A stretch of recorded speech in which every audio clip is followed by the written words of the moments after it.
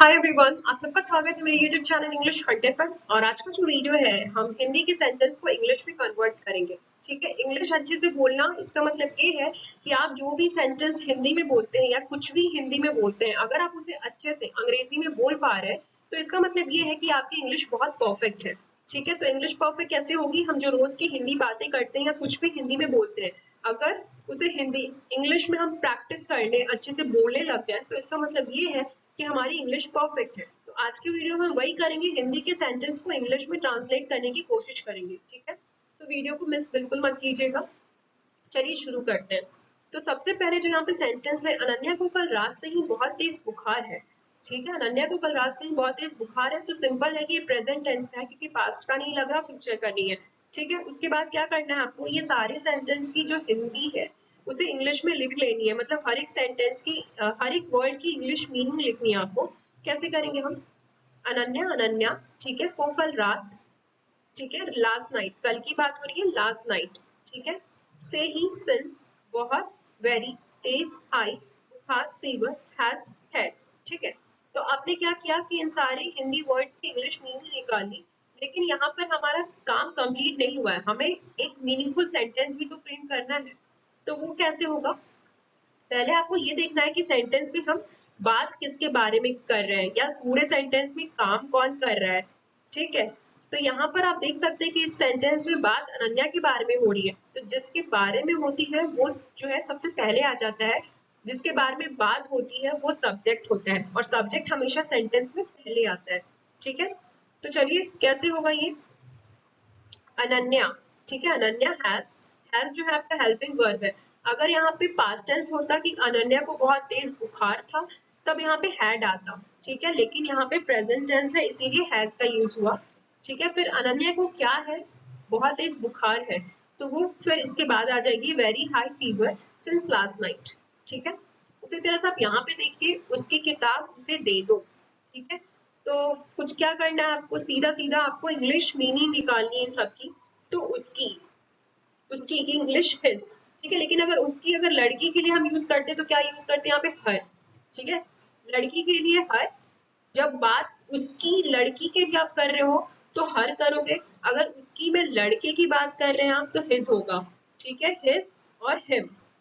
ठीक है, लाइक उसकी किताब उसे दे दो। तो अगर हम ये बात लड़की के लिए कर रहे होते तो ऐसा कहते, give give book, give her book. ठीक है, लड़की में सिर्फ एक ही चीज आती है हर, बाकी लड़के के लिए उसके के लिए उसके की मीनिंग हिज होती है, उसे हिम। ठीक है, चलिए, तो हमने क्या किया, इन सब की इंग्लिश मीनिंग से हिंदी मीनिंग की इंग्लिश मीनिंग निकालनी है। अब हम यहाँ पे कैसे फ्रेम करेंगे? तो आप यहाँ पे एक चीज देख सकते हैं कि यहाँ पे सब्जेक्ट नहीं है, यहाँ पे सिर्फ वर्ब और ऑब्जेक्ट है। ठीक है, ये जो उसकी, उसका, उसके, ये सब कभी सब्जेक्ट नहीं होते, ये सब्जेक्ट नहीं होते। ठीक है, तो आप यहाँ पे यही देख सकते हो कि यहाँ पे सब्जेक्ट नहीं है, यहाँ पे सिर्फ वर्ब है। वर्ब क्यों है? वर्ब यहाँ पे क्या है? दे दो, क्योंकि यहाँ पे किताब देने की बात हो रही है। तो अगर सब्जेक्ट सेंटेंस में नहीं होता है तो उसकी जगह पे वर्ब आता है सबसे पहले। तो यहाँ पे वर्ब क्या है? यहाँ पे दे दो, यानी देने का काम हो रहा है, तो गिव जो है सबसे पहले आएगा सेंटेंस में। गिव हिम, ठीक है, his book, give him his book. Okay, now, तुम्हारी शादी हो गई क्या? तुम्हारी शादी हो गई क्या मतलब क्वेश्चन कर रहे हैं कि तुम्हारी शादी हो गई क्या।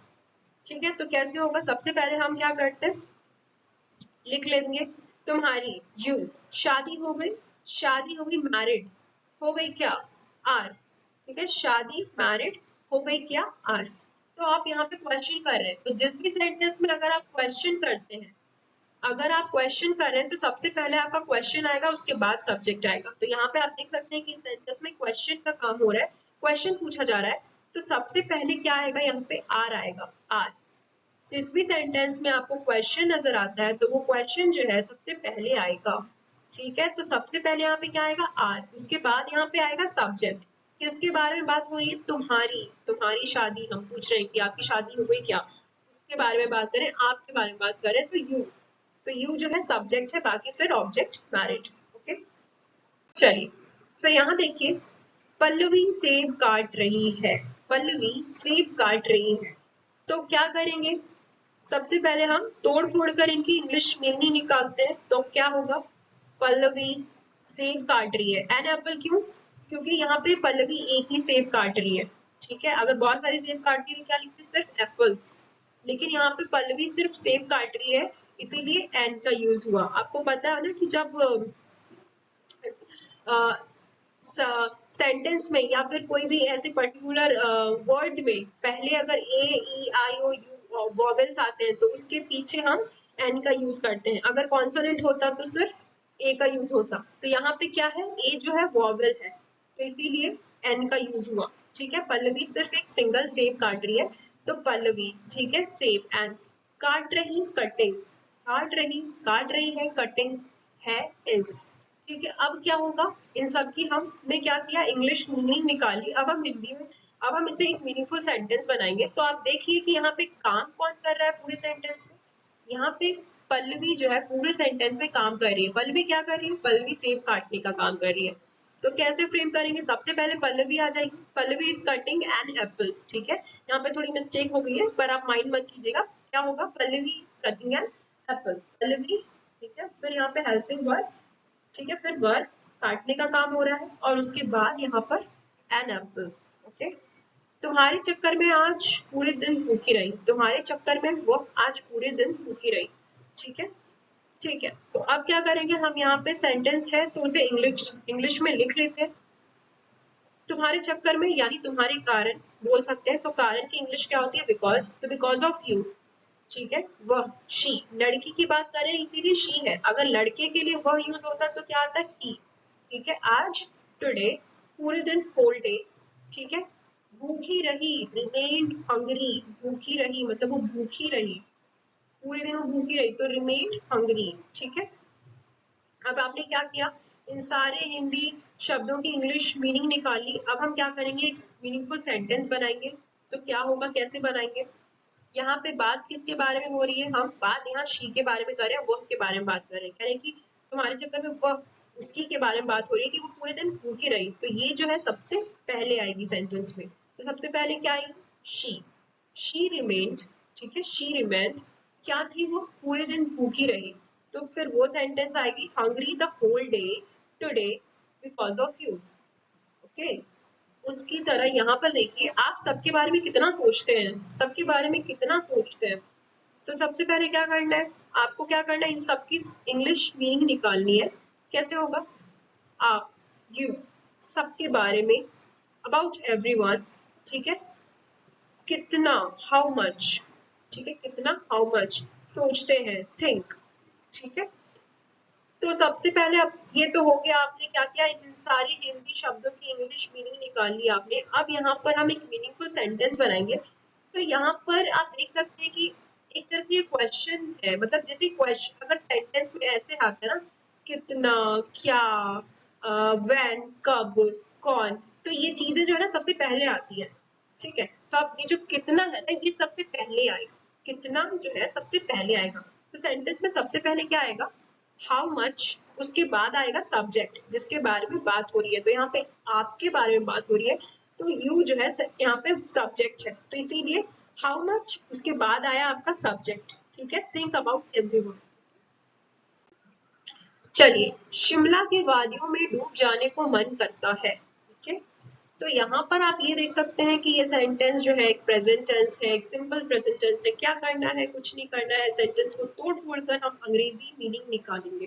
कैसे होगा, सबसे पहले शिमला, ठीक है, की वादियों में, इन द वैलीज ऑफ, वादियों की इंग्लिश क्या होती है, वैली, ठीक है, ठीक है, वादियों में, इन द वैलीज ऑफ, डूब जाने, ड्रोनिंग, ठीक है। एंड मन करता है की स्पेलिंग, आई फील लाइक, मन करता है कि अंग्रेजी क्या होती है, आई फील लाइक, ओके, ठीक है। मतलब आप खुद के बारे में बता रहे हैं ना कि मेरा मन कर रहा है कि मैं शिमला की वादियों में डूब जाऊं, मेरा मन करता है कि मैं शिमला की वादियों में डूब जाऊं, ठीक है। तो मतलब एक तरह से आप अपने बारे में बता रहे हैं, ओके। तो सबसे पहले आप यहाँ पे देख सकते हैं कि पूरे सेंटेंस में आप एक्चुअली अपने बारे में बात कर रहे हैं। तो यहाँ पर अगर आप हैं, सेंटेंस में आप हैं, तो सबसे पहले क्या होगा, सबसे पहले आप खुद आएंगे।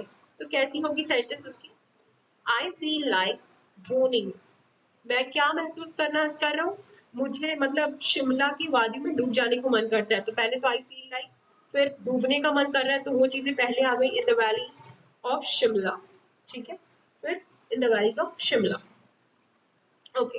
उसी तरह से यहाँ देखिए कश्मीर स्वर्ग से कम नहीं है, ठीक है, कश्मीर स्वर्ग से कम नहीं है। तो क्या है, एक प्रेजेंट टेंस है, सिंपल प्रेजेंट टेंस। अब क्या करेंगे हम, पहले हम तोड़ फोड़ कर इनकी इंग्लिश मीनिंग निकालते हैं। तो चलिए, कश्मीर, ठीक है, स्वर्ग हेवन, ठीक है, से कम लेस देन, ठीक है, नहीं नॉट, है इज। क्या किया आपने, इन सारी हिंदी वर्ड्स के आपने इंग्लिश मीनिंग निकाल ली। अब क्या करेंगे, हम इनको फ्रेम करते हैं, ठीक है। तो यहाँ पे बात किसके बारे में हो रही है, कश्मीर के बारे में बात हो रही है कि कश्मीर किसी स्वर्ग से कम नहीं है, ठीक है। तो सबसे पहले जिसके बारे में बात होती है वो पहले आ जाएगा, तो कश्मीर जो है सबसे पहले आएगा। हेल्पिंग वर्ब आपका इज है, ठीक है। नो लेस देन हेवन, किसी स्वर्ग से कम नहीं है, ओके। इस रविवार को तो शायद मैं घर पर नहीं रहूंगी, मतलब ये एक फ्यूचर टेंस है, मतलब आने वाले रविवार को वो कह रही है कि मैं घर पर नहीं रहूंगी। तो ये तो प्रेजेंट का नहीं है, पास्ट का नहीं है, फ्यूचर का है, क्योंकि फ्यूचर के बारे में बोल रही है, कह रही है कि रविवार को मैं नहीं रहूंगी घर पर, ठीक है। तो क्या है ये सेंटेंस, फ्यूचर का है, ठीक है। चलिए, तोड़ फोड़ कर इनकी इंग्लिश मीनिंग निकालते हैं, कैसे निकालेंगे।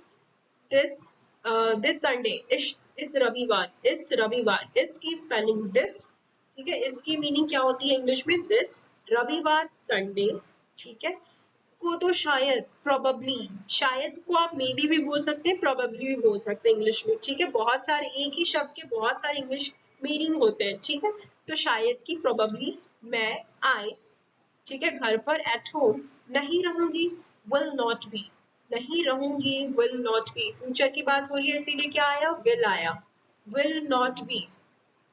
अब यहाँ पे आप खुद के बारे में बात करें, आई जो है सब्जेक्ट हो जाएगा आपका, ठीक है। आई प्रोबेबली, मैं शायद घर पर नहीं रहूंगी, आई प्रोबेबली वोंट, वोंट क्या हो गया, विल नॉट, मतलब वही विल नॉट, ठीक है, ये विल नॉट बी। तो इसकी जो विल नॉट की जो शॉर्ट फॉर्म होती है ना, एब्रिविएशन, उसको ऐसे लिखते हैं, वोंट, ठीक है। तो ये विल नॉट ही है, will not be at home this Sunday, okay.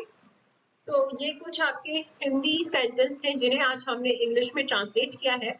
अगर आपको वीडियो पसंद आया हो तो प्लीज वीडियो को लाइक कीजिए, कमेंट कीजिए अगर आपको कोई डाउट रह जाता है तो, और चैनल को सब्सक्राइब करना ना भूलें। Thank you so much.